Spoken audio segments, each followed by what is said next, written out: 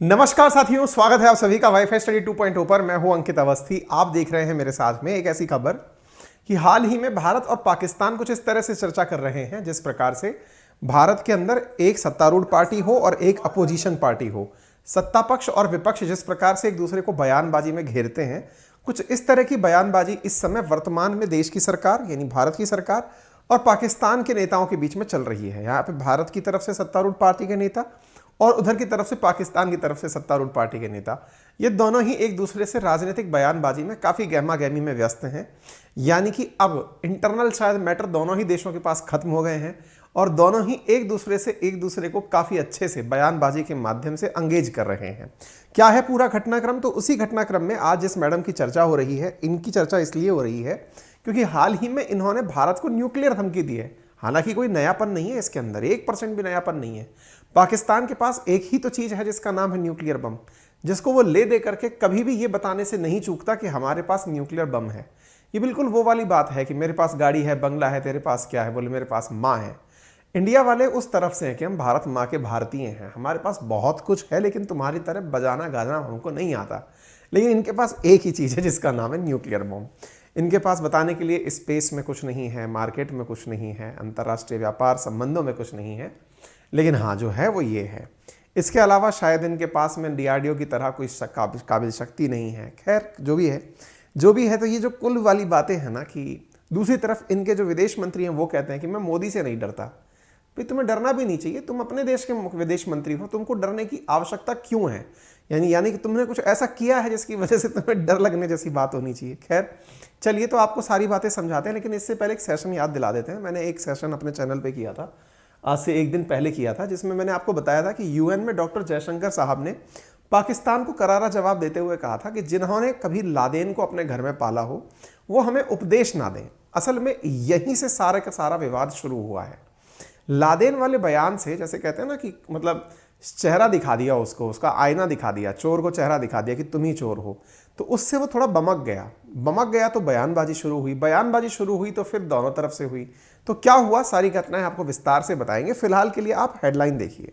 Headline ये है कि आफ्टर बिलावल भुट्टो, पाकिस्तान की minister Shazia Marri wild nuclear threat against India. Bilawal Bhutto के पीछे पीछे ये मैडम कहां से निकलकर बाहर आ गई और क्यों अचानक सुर्खियां बन गई, आप देख सकते हैं। आज के दिन सारे अखबारों में छपा हुआ है, Pak minister Shazia Marri threaten India with nuclear war. Nuclear war की धमकी किस तरह से दी और क्यों दी, तो इसके पीछे की कहानी बताते हैं। पहले इन मैडम को आप पहचान लीजिए। यही है वो जिन्होंने भारत को परमाणु हमले की धमकी दी है। मतलब ये कि हमारे पास न्यूक्लियर बम दिखाने के लिए नहीं है, नहीं जैसे हमने तो इसलिए रख रखा है ताकि हमारे शोपीस में अच्छे दिखते हैं वो। पाकिस्तान की महिला मंत्री शाहिजा मरी, इन्होंने शनिवार को भारत को परमाणु हमले की धमकी देते हुए कहा कि हमने बम खामोश बैठने के लिए नहीं बनाए। बहुत बढ़िया, पुचकार लो उनको, थोड़ा साफ सुथरा कर लो। यदि भारत की ओर से कोई एक्शन हुआ तो उसका करारा जवाब दिया जाएगा। ये तो तुम बड़बोलापन कर रही हो। वास्तविकता यह है कि इंडिया ने नो फर्स्ट यूज की नीति कह रखी है, तभी तुम इतना बोल पा रही हो। क्योंकि इंडिया अगर ये पॉलिसी बदल देगा शायद इनके बयान बदल जाएंगे। हो सकता है कि जिस व्यक्ति के पीछे ये हाथ धोकर पड़े हैं गलती से उसका मूड फिर गया तो बस पॉलिसी बदलेगा, तुम्हारे बयान बदल जाएंगे। खैर छोड़िए, पाकिस्तान जवाब देना जानता है। पाकिस्तान वह मुल्क नहीं है जो एक थप्पड़ के नतीजे से दूसरा गाल आगे करेगा। इन थप्पड़ तो तुम्हें पड़ा है। खैर कोई सी बात नहीं है, ये सारी बातें हम आपको बताएंगे। और क्या है सारी बातें जरा सुन के देखिए।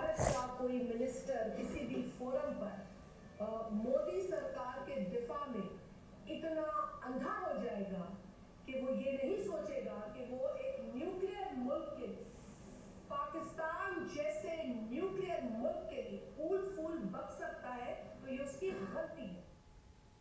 यानी ये भारत के मंत्रियों को सिखा रही हैं। क्यों सिखा रही हैं, आइए आपको पूरा मामला विस्तार से बताएंगे। असल में कहानी कहां से शुरू होती है तो मैं आपको थोड़ा सा बता दूं। आपको याद होगा कि आतंक के मुद्दे के ऊपर यूनाइटेड नेशन जनरल असेंबली के अंदर एक बैठक हुई थी। उस बैठक के अंदर मुद्दा था आतंकवाद, और उस मुद्दे में पाकिस्तान ने इस बार अपने आप को दुनिया के सामने खुलकर ना रखने से बचने के लिए तरीका यह अपनाया कि हम भी बताएंगे दुनिया को कि हम भी आतंकवाद से पीड़ित हैं। जब इनके पास कोई उदाहरण नहीं बचा तो इन्होंने उदाहरण दे दिया हाफिज सईद का, वो आतंकी जो कि ग्लोबल टेररिस्ट है। उसके घर पर 2021 में आतंकी हमला हुआ तो इन्होंने कहा कि उसके घर पर आतंकी हमला इंडिया ने करवाया है। अब भगवान को पता किसने इनके घर पे हमला करवाया, आतंकी के घर पर हमला हो रहा है, यानी चोर के घर में चोरी हो रही है, ये बिल्कुल वैसा था। तो ऐसी स्थिति में जब ये हमला हुआ तो ये इंडिया को ब्लेम करने निकल पड़े और कहने लगे बाहर जाकर के कि मतलब रेफरेंस भी देखिए कि आतंकी को बचाने के लिए बातें कर रहे थे। इंडिया ने इस विषय के ऊपर इनको सीधा आईना दिखाते हुए कहा कि जो लोग लादेन को अपने यहाँ पर मतलब मरा हुआ बताते हैं, कहते हैं कि उसकी शहादत को ये याद करते हैं, ऐसे मुल्क से क्या अपेक्षा की जा सकती है। तो ऐसे देश कुछ ना बोलें तो ज़्यादा बेहतर है। ऐसी स्थिति में ये बमक गए क्योंकि इनके विदेश मंत्री बिलावल भुट्टो वहाँ पर और इनके साथ में जो इनकी जो दूसरी विदेश राज्य मंत्री हैं वो दोनों भारत विरोधी बयानबाजी करने लगे। इस बीच में विदेश मंत्री ने इनको जो बातें बोली, जो मोदी सरकार है ये तो वहाँ के तमाम हिंदुस्तानियों की भी जो है वो नुमाइंदा, ना जमात है ना हुकूमत है। आए दिन आप देखते हैं कि हम मुख्तलिफ जो मीडिया रिपोर्ट्स है जिस तरीके से मोदी सरकार आम आवाम को हैंडल कर रही है, डील कर रही है, और अफसोस के साथ मुझे कहना पड़ता है कि मुसलमान को टेररिज्म के साथ जोड़ा जा रहा है। बाकायदा सोची समझी साजिश के तहत इंडिया में मुसलमान को टेररिस्ट के साथ जोड़ा जा रहा है। वहां से जो स्कूल में कॉलेजेस में पढ़ने वाले मुसलमान बच्चे हैं उनकी बाकायदा वीडियो सामने आ रही है कि उनके प्रोफेसर्स, उनके टीचर्स भी मुसलमान और टेररिज्म को और टेररिस्ट को एक साथ जोड़ते और बच्चे वहां रोते बिलखते नजर आते हैं।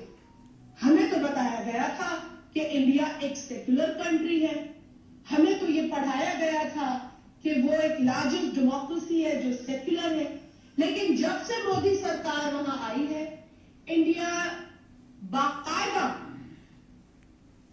हिंदुइज्म और हिंदुत्व के नक्शो कदम पर चलता नजर आ रहा है।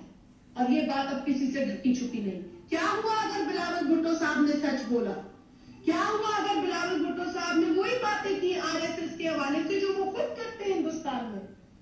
तो ये जो शब्द है ना, बिलावल भुट्टो ने क्या बोला, जुड़े हुए जो इनके तमाम स्टूडेंट्स हैं जिनको परेड भी कराई जाती है, बाकायदा हिंदुत्व की आइडियोलॉजी इनके दिमागों में ठूसी जा रही है। और आए दिन हम देख रहे हैं कि क्या जो है मंजर हमें नजर आ रहे हैं हिंदुस्तान में। हम देख रहे हैं कि वहां मुसलमान के साथ जाती है तो वहां लो कास्ट जो हिंदूज हैं उनके साथ जाती है, जो दलित हैं उनके साथ जाती है। और तो और आप सब जानते हैं कि जब ये शख्स नरेंद्र मोदी जो आज वजीर आजम बना बैठा, कुल मिलाकर बात यह है कि ये जितनी भी बातें बोली जा रही हैं ये बिलावल भुट्टो को धमकी मिलने के बाद बोली जा रही हैं। बिलावल भुट्टो को धमकी क्यों दी गई है? असल में इंडिया में इस समय बिलावल भुट्टो के खिलाफ प्रोटेस्ट चल रहा है और ये मैडम बिलावल भुट्टो की पार्टी से बिलोंग करती हैं और उन्हीं की पार्टी से मंत्री पद पाई हैं। ये बिलावल भुट्टो के समर्थन में अपनी प्रेस कॉन्फ्रेंस कर रही हैं। इन्हें लगता है कि यदि ये बिलावल भुट्टो के पक्ष में बातें बोल गई तो इनकी पार्टी में इनका कद और बढ़ जाएगा और कद बढ़ जाएगा। इसके लिए अच्छा है अंतर्राष्ट्रीय मुद्दे पकड़ो ताकि दुनिया में चर्चा हो, और दुनिया में चर्चा होगी तो संभव है। अभी इन्हें पावर्टी एलिवेशन मिनिस्टर बना रखा है, ये क्या एलिवेट कर पाएंगी? ऐसी स्थिति में इन्हें लगता है कि इनका पोर्टफोलियो और बढ़ सकता है अगर ये बिलावल भुट्टो के स्थान पर या बिलावल भुट्टो के लिए कोई बात कर गई, और उसी क्रम में ये सारी बातें निकल कर आ रही हैं। ठीक है, तो यहां पर आपने ये सारी चीजें देखी। पाकिस्तान में इस समय भारत के विरोध में इस तरह की तख्तियां नजर आ रही हैं, लोग प्रोटेस्ट करने निकले हुए हैं। बस इस बात पर इतनी सी बात याद आती है, एक बार बाइडेन ने अपने बयान में आज से 2 महीने पहले कहा था, Pakistan may be one of the most dangerous nation in the world, जिस बात पर ये बहुत बुरी तरह बमक गए थे कि यार हमसे आपने ऐसा क्यों कहा। क्योंकि ऐसे लोगों के पास में, यानी असुरों के पास में थोड़ी शक्ति क्या आ जाए तो वो दुनिया के लिए एक संकट बन जाते हैं। एग्जैक्टली कुछ वैसा बाइडेन ने कहा था।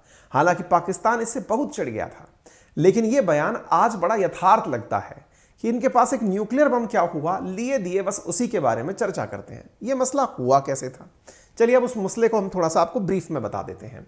यूनाइटेड नेशन सिक्योरिटी काउंसिल की बैठक थी, उसमें एस जयशंकर साहब के द्वारा ग्लोबल काउंटर टेररिज्म के ऊपर एक स्टैंड दिया गया और उसके पीछे की बड़ी वजह थी कि इनकी जो मैडम है, यानी कि इनकी हिना रब्बारी खार करके जो विदेश राज्य मंत्री हैं पाकिस्तानियों की, इन्होंने एक शब्द बोला, no country has used terrorism better than India. जब ये बयान इन्होंने दिया तो हमारी तरफ से विदेश मंत्री ने बहुत ही तगड़ा बयान देकर कहा कि कृपया करके वो लोग इस बात को ना बोलें जिन्होंने सांप अपने घर के अहाते में पाल कर रखा हो, और ऐसी स्थिति में यदि कोई व्यक्ति सांप अपने घर में पाल कर रखा है तो वो दूसरे को तो डसेगा ही, दूसरे को तो डसेगा ही, लेकिन वो खुद को भी नहीं छोड़ेगा।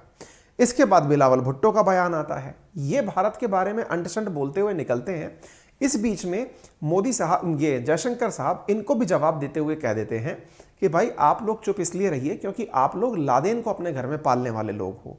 अमेरिका जिसे मारने के लिए अफगानिस्तान में इतने साल खपता रहा वो आपके पास मिला, आप आतंकवाद के ऊपर प्रवचन क्यों देते हो। खैर, इस बात से इन्हें बहुत बुरा लगा और ऐसी स्थिति में यहां पर इन्होंने यूएन के अंदर ये बात बोली तो बिलावल भुट्टो को बात बुरी लगी।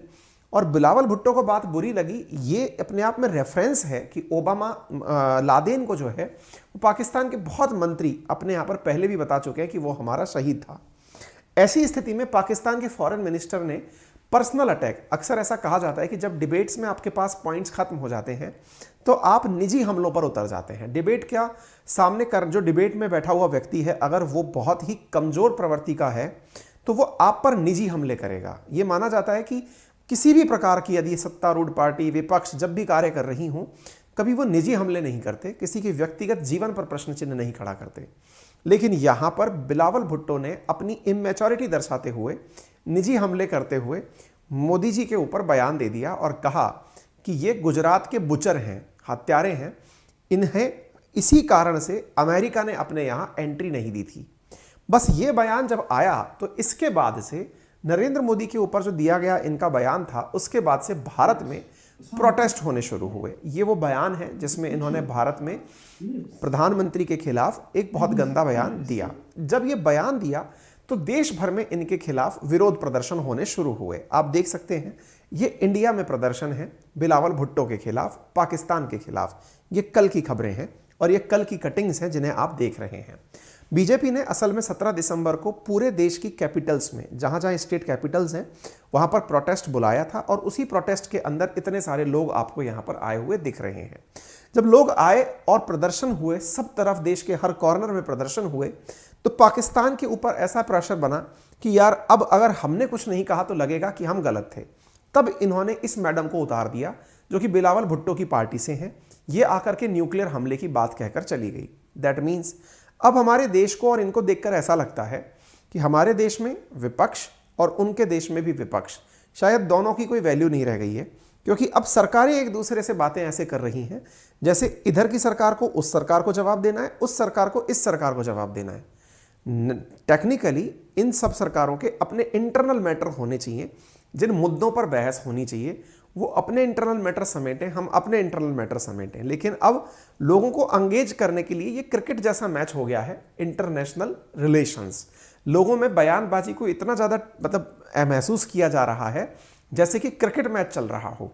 अब शायद आने वाले समय में बयानबाजी क्रिकेट से ज़्यादा फुटेज भी पाने लगेगी।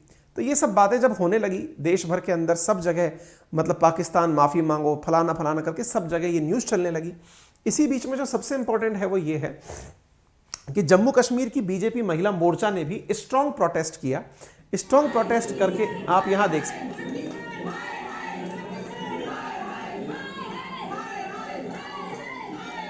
जम्मू कश्मीर के अंदर महिला मोर्चा जो है वो इनके खिलाफ प्रदर्शन कर रहा है, पाकिस्तानियों के खिलाफ। और ऐसी स्थिति में ये भी चीज़ निकल करके मीडिया में आने लग गई कि जो ये मैडम है जिन्होंने हाल ही में न्यूक्लियर हमले की बात करी है, ये बड़े पद के लालच में बात करी है।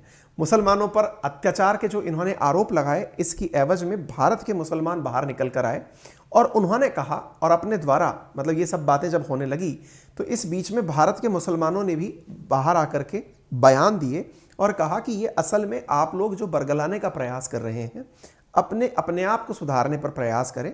इंडिया में हम आपसे कहीं ज़्यादा सुरक्षित हैं। इतना ही नहीं, इसके बाद में बिलावल भुट्टो को जब इस तरह की चीज़ें दिखने लगी तो उन्होंने एक लाइन बोली और कहा कि मैं मोदी से नहीं डरता। मोदी से डरने के पीछे का कारण क्या है? मोदी पर दिए गए बयान के कारण इंडिया में प्रोटेस्ट हो रहे थे। उन प्रोटेस्ट के कारण उन तक भी खबरें पहुंची होंगी। उन खबरों के ऊपर रिएक्ट करते हुए बोले कि मुझे मोदी से डर नहीं लगता, आरएसएस से डर नहीं लगता। खैर, हम तो ये मानते हैं कि आपको डरने की नौबत ही ना आए, क्योंकि असल में ये जो बात बोलते हैं कि इतिहास को मिटाना मुश्किल है, लेकिन इतिहास बनाना आसान है। पता ना चले कि कभी तुम इतिहास बनकर रह जाओ।